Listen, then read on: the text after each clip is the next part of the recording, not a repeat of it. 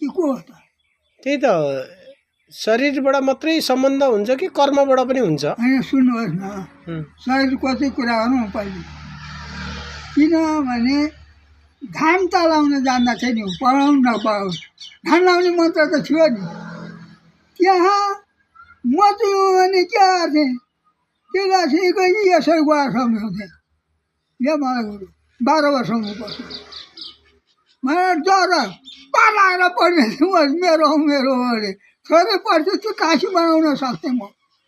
तर ती विद्यार्थीहरू यसो अलिकति हेर्थेँ, ए लक्ष्मीका जस्तो हामी धन कमाउने हुन भने बस्दै नपढ्ने नपढाउने त्यतिकै भए।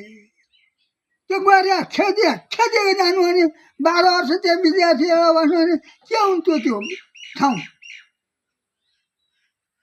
काशी बनिन सक्दैन थियो, तर सक्दैन गरे। त त्यति घान लगाइदिएपछि त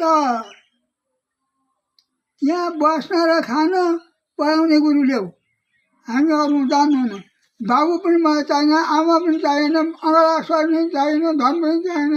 यसरी ट्याक्कै आँखो चिम्लिएर बस्यो भने त्यहाँ कस्तो हुन्छ? छ त्यहाँ त्यस्तो विद्यार्थी कोही होला? त्यस्तो गुरु होला? गुरु पनि छैन, चेलो छैन। गुरु ल्याउन सक्थे, जैसा गुरु उइसा चेला होइन? लक्ष्मीले मानिस खोज्न सक्थ्यो, उनीले नपढाउनु, घान्टा लाउन जान्दथे नि।